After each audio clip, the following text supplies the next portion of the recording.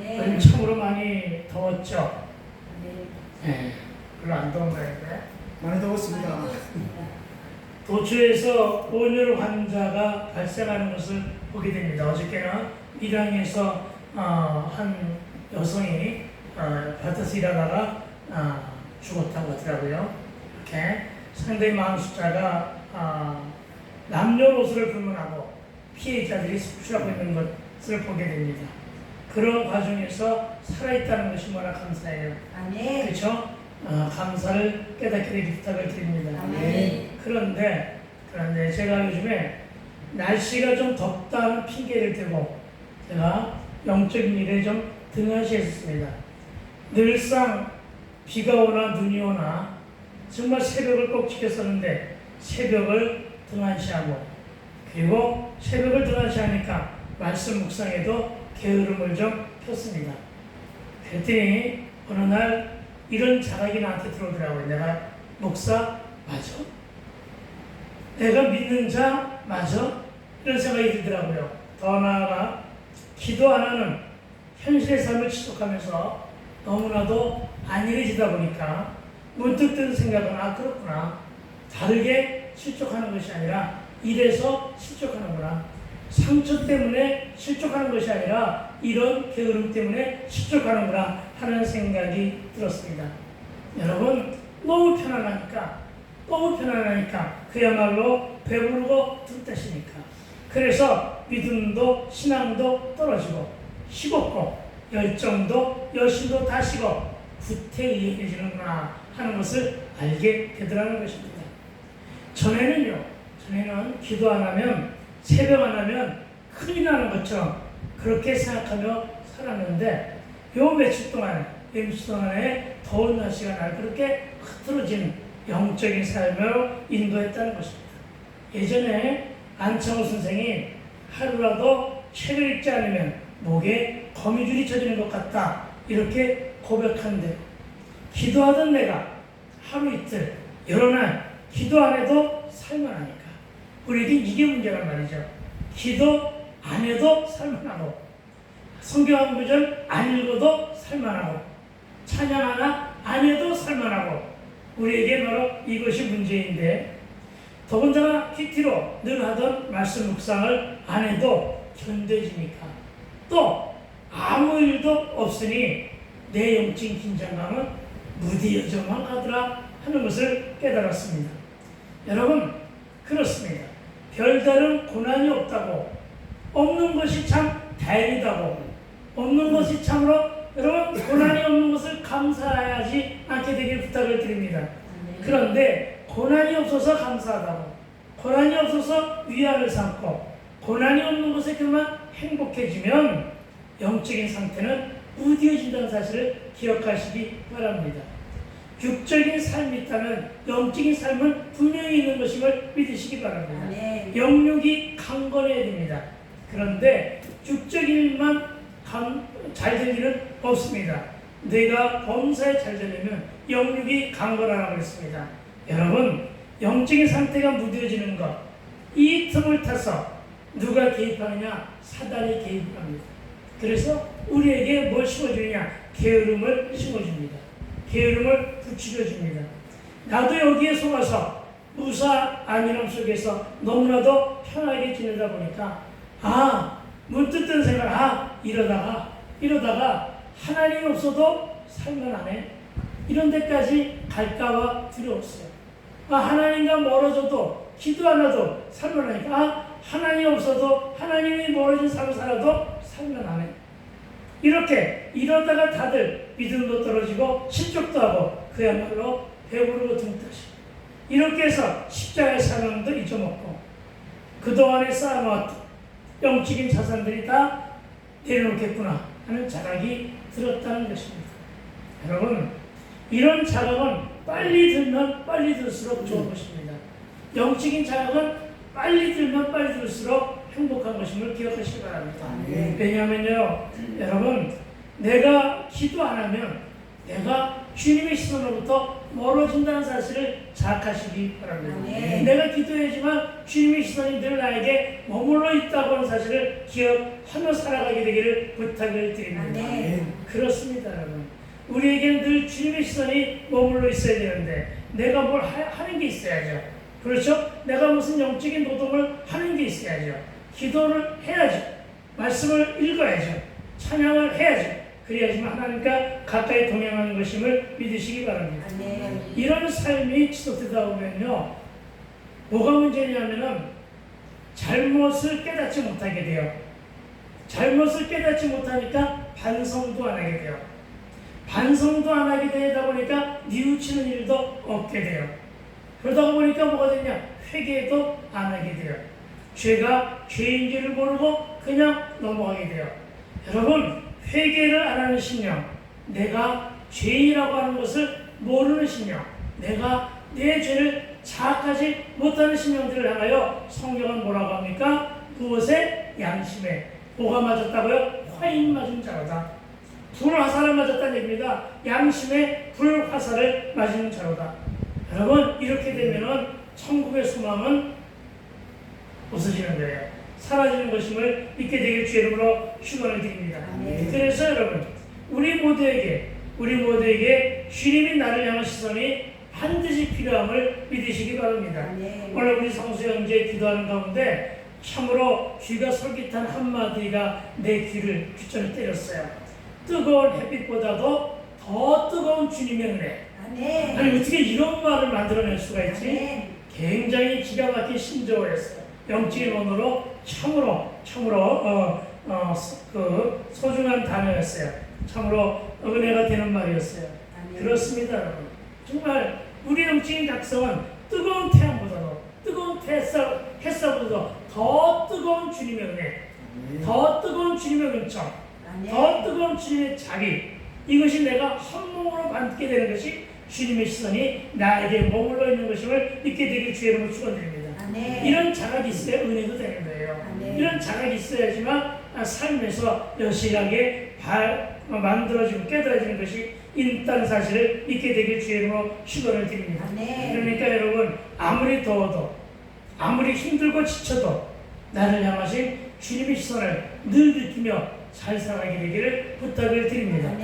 그러나 내가 주를 향해서 시선을 보내는 게 아니라 주님이 나를 향한, 이게 중요한 것입니다. 내가 주님을 바라보는 것도 소중하지만 주님이 내가 주를 바라보는 것보다 더 소중한 것은 주님이 나를 바라보게 해야 돼요.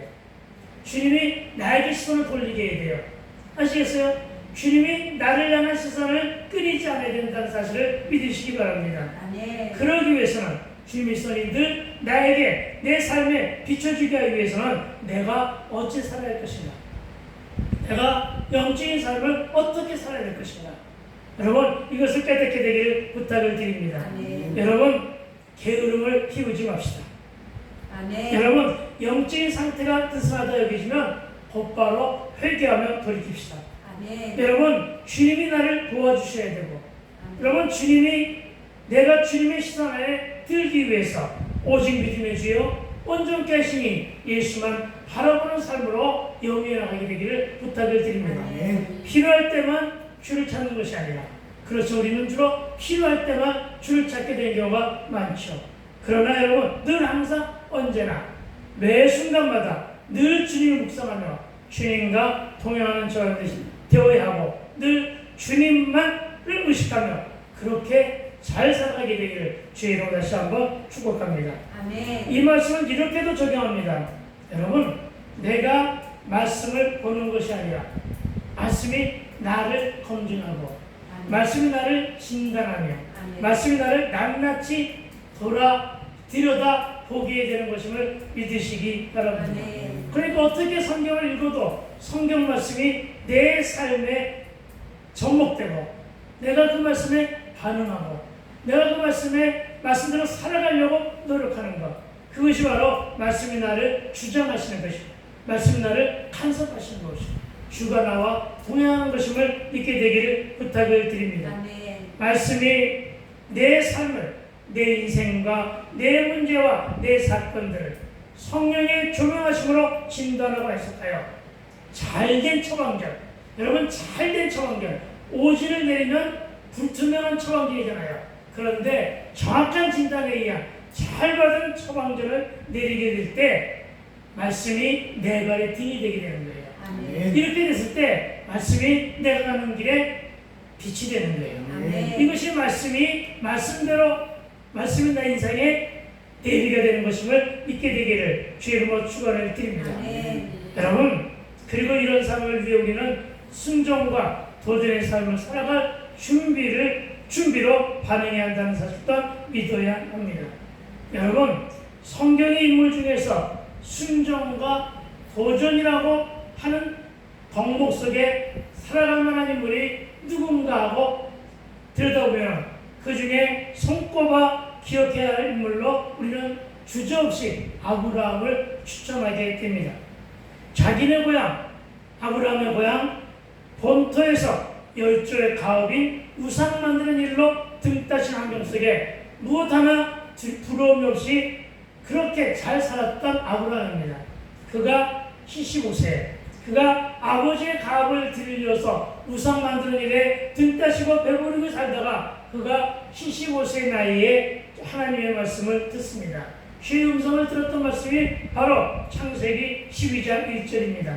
뭐라고 하셨습니까? 여러분이 기억하는 말씀입니다. 여호와께서 아브라함에게 이르시되 너는 너의 고향과 친척과 아비의 집을 떠나 내가 네게 보여줄 땅으로 가라. 아멘.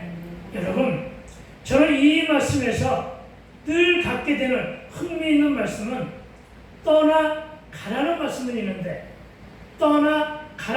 있는데 여러분, 궁금한 것은 가고자 하는 곳에 구체적인 지명이 없어요. 그리고 가야 될 목적도 없어요. 어디를 향하여 가라고 하는 방향도 없어요. 그럼에도 불구하고 무조건 간 거예요. 여러분은 어때요? 여러분, 우리에게는 반드시 어디를 어떻게 구체적으로 얘기해야지 갈 거 아니냐 이렇게 얘기를 하는데 아니에요. 아브라함의 순종이 왜 큰 동력이 될 수밖에 없느냐면 떠나라고 하는 것, 가라고 하는 것의 방향도 목적도 이유도 불문하고 그냥 가라고 하신 말씀에 순종했다는 거예요. 이것은 청종입니다. 그야말로 그대로 주신 명령에 따라서 행했다는 것이 여러분 바로 아브라함의 믿음의 처음 시작이었음을 기억하게 되기를 부탁을 드립니다. 이에 대해서 로마서 4장 18절은 이렇게 아브라함의 이름을 평가합니다. 여러분이 잘 아는 성경 구절입니다. 아브라함이 바랄 수 없는 중에 바라고 믿었더라.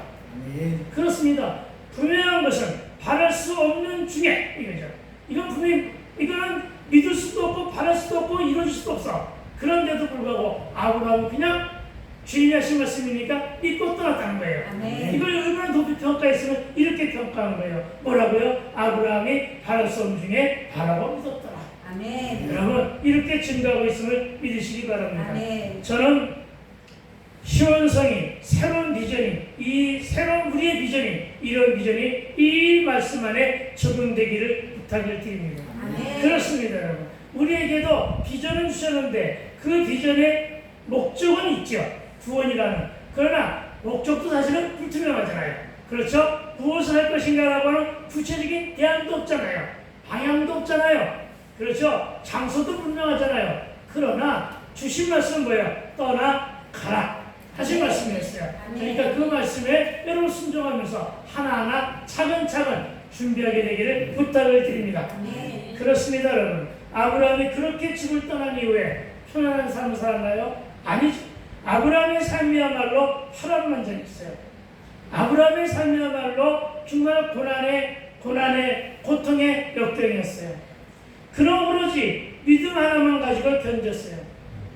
뜻대로는 실수도 있어요. 가장 큰 실수는 아내를 자기 부인을 2번이나 팔아먹었잖아요. 그렇죠? 그 정도의 실수를 했어요. 그렇지만 이와 같은 믿음의 순종으로 언약이 이루어지죠. 몇 년 만에? 25년 만에. 그렇죠? 그가 100세 이삭을 얻게 됩니다. 그런데 여러분, 여기에 또 하나의 시험거리가 왔어요. 어떤 시험입니까? 하나님은 아들을 얻은 기쁨도 잠시, 백세 얻은 이삭을 번제물로 바치라고 명령하십니다. 기가 막힌 것입니다. 백세 얻었는데 얼마나 애지중지 내가 키웠는데 몇 살까지? 17살까지. 정말 잘 키웠는데 17살이나 먹은 그 이삭을 갖다가 번제물로 바치다니 불평했을까요? 아니요. 성경에는 불평했다는 말이 없습니다. 갈등했을까요? 아니요. 성경에는 갈등했다는 말이 없습니다. 왜요? 우리는 기록된 말씀만 믿는 자들이니까.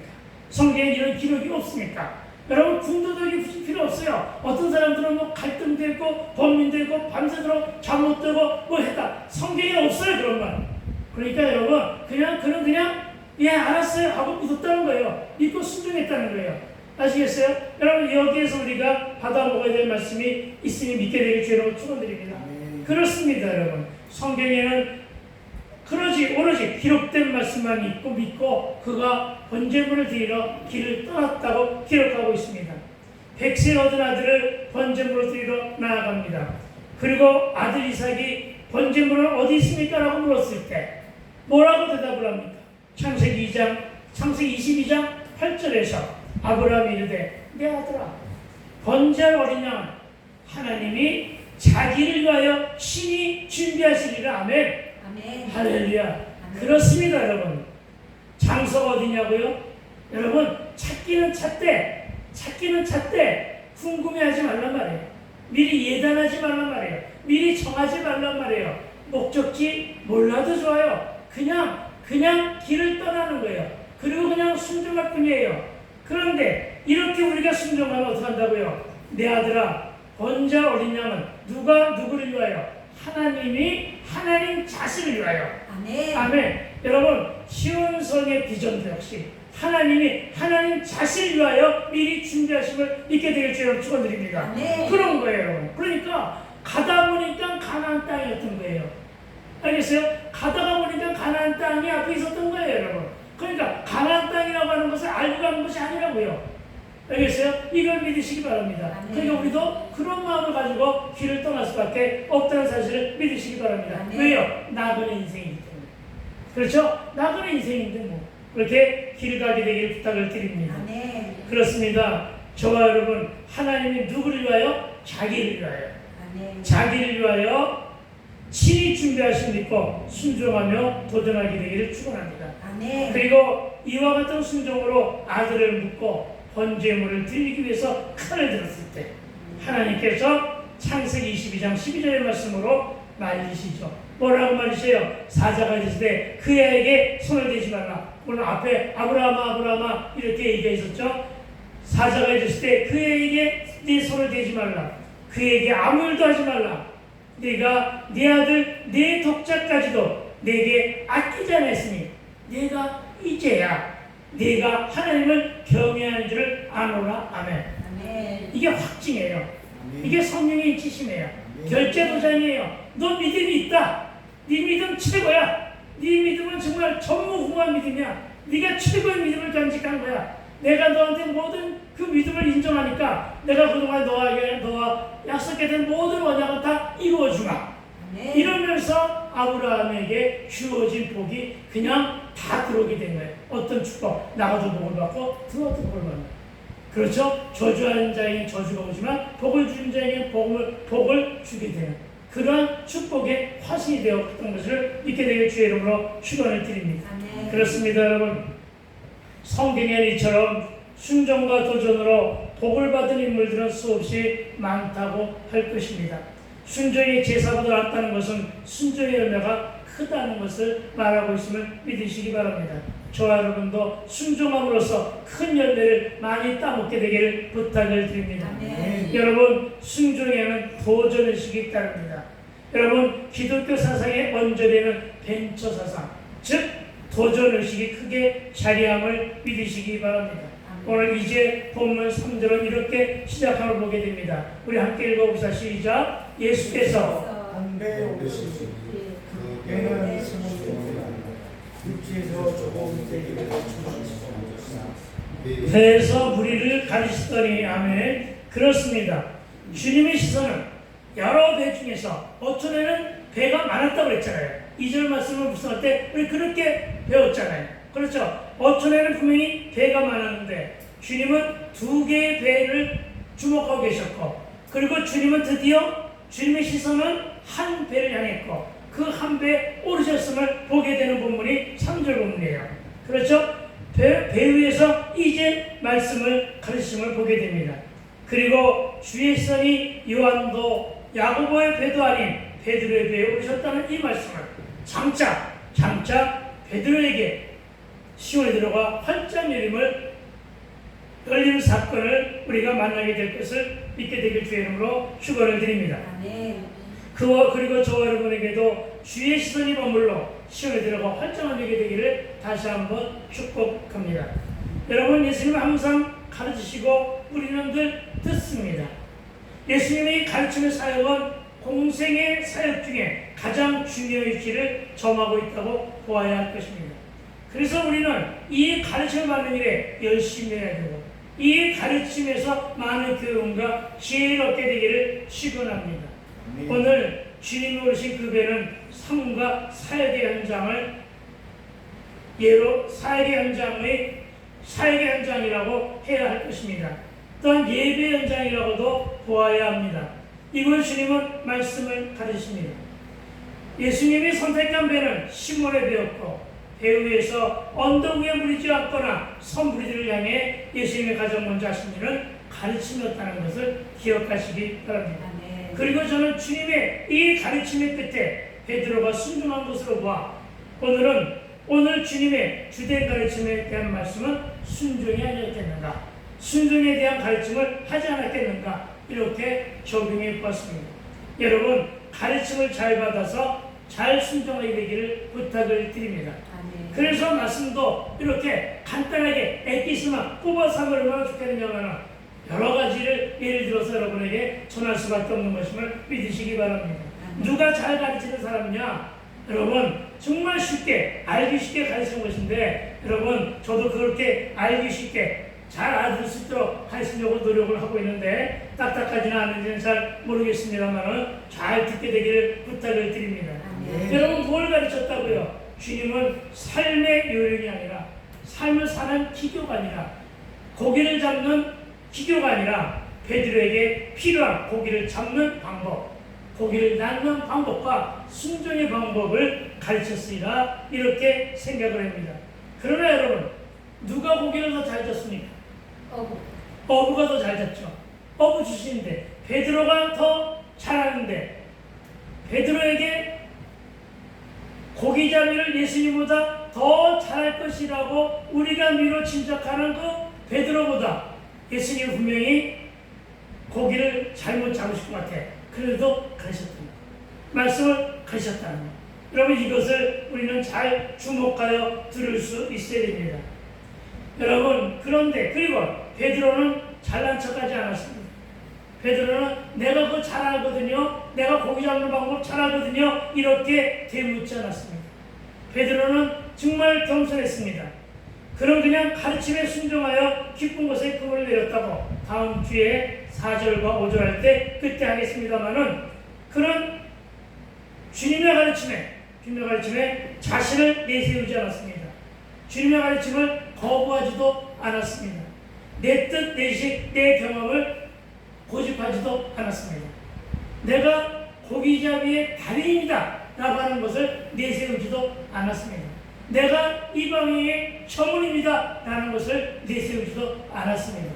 그냥 다소곳이 주님이 말씀하시니까 나는 들을 뿐입니다 라고 순종했다는 사실을 여러분 잘 기억하여 알아듣게 되기를 부탁을 드립니다.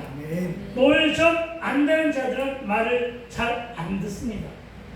선생들도 말을 잘 안 듣고 목사들도 말을 참 안 듣기는 마찬가지인데, 고기잡이의 달인이라고 할 어부 출신 베드로는 그래서 그를 말하여 겸손한 종이라고 말하고 있습니다. 그렇다면 그가 본래부터 겸손한 자였을까요? 아닙니다.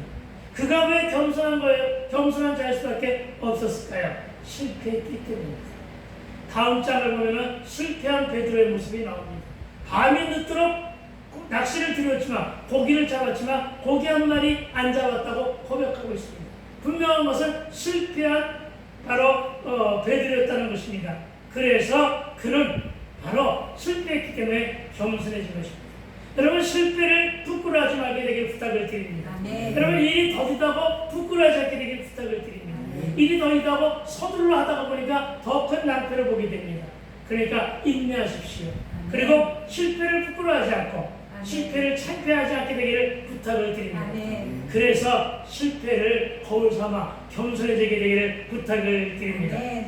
그래서 우리는 베드로에게 배워야 할 덕목은 순종과 겸손과 도전이라는 사실을 믿어야 됩니다.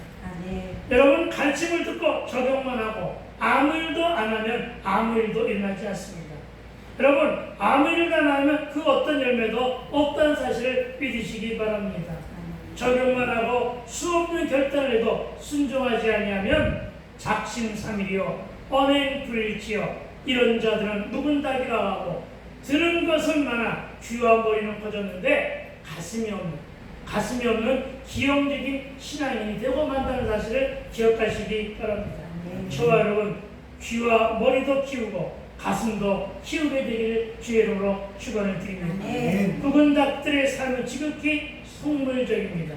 그러나 주님은 세상을 살면서도 영적인 사람이라고 가르치고 계심을 믿으시기 바랍니다. 여러분 범사에 잘 되려면 속물적인 인간이 아닌 영의 사람이 되어야 될 줄로 믿습니다. 이것이 오늘 주님이 저와 여러분을 향한 가르침이심을 믿으시기 바랍니다.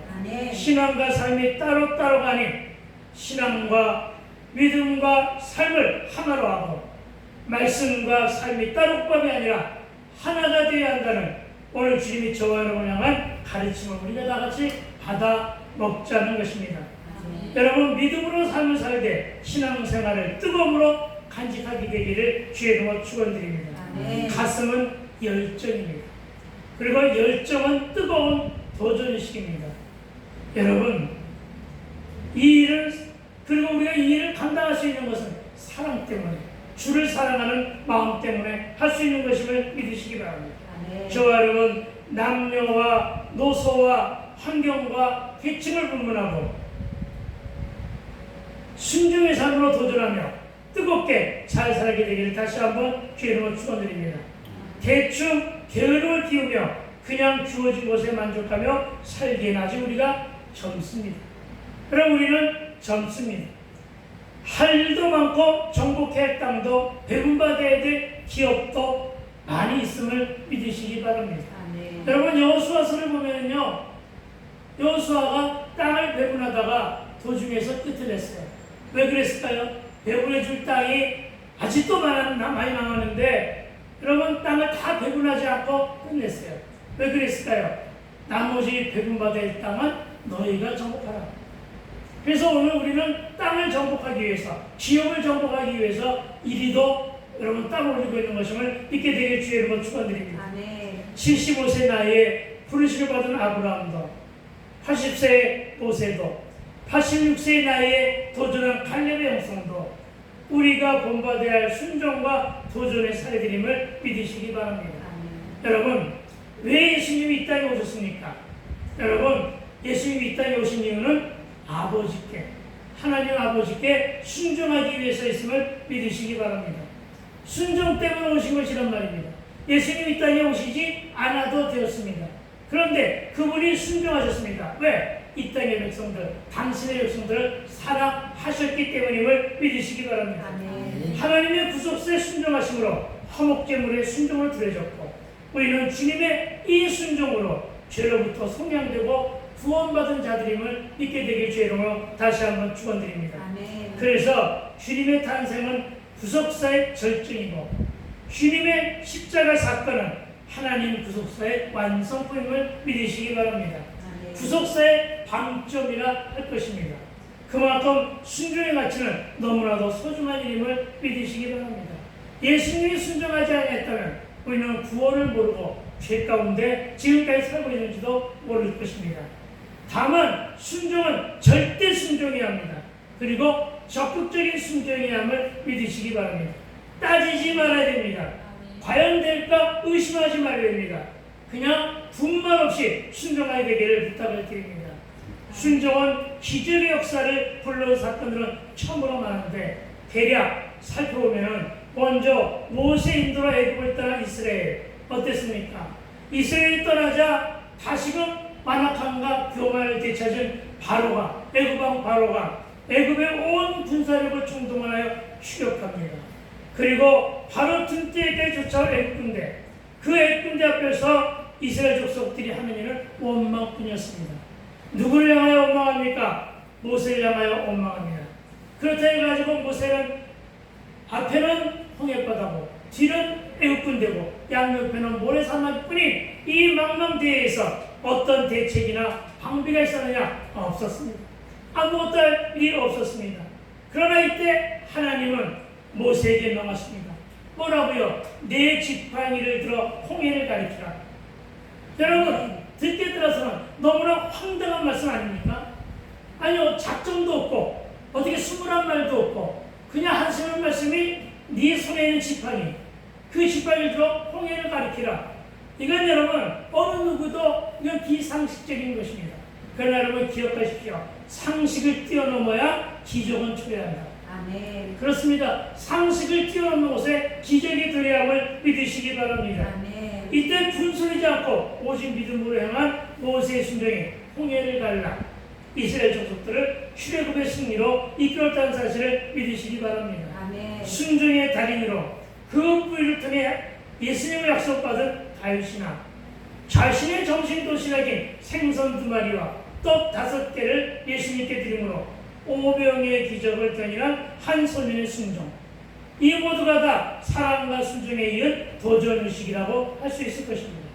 또 한 사람, 순종덩어리 모세의 시종 여호수아.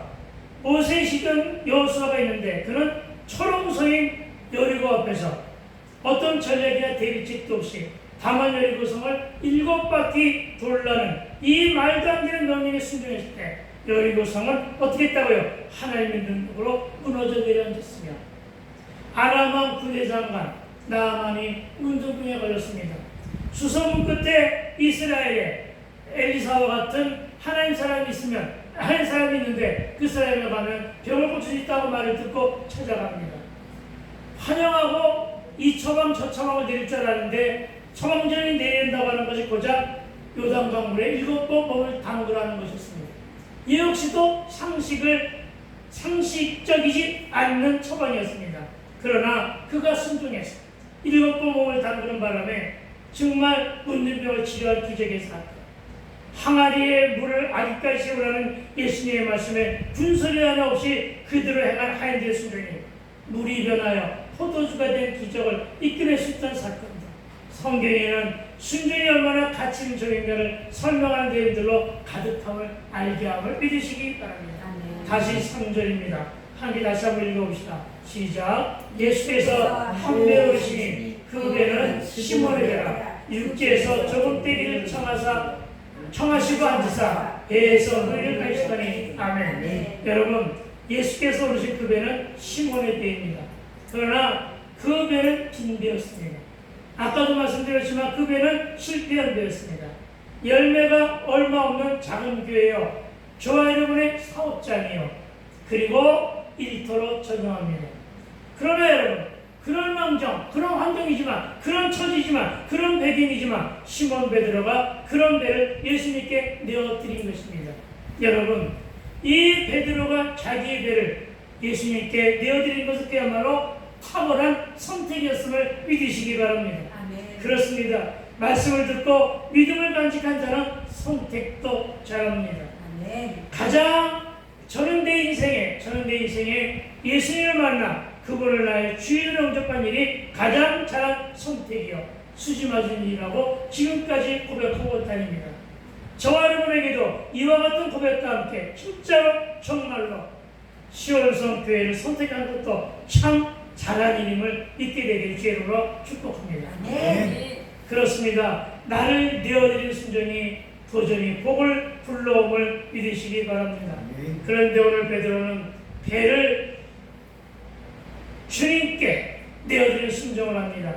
그러나 그 배는 시몬의 전 재산이었고 더욱이 실패한 배이기도 합니다.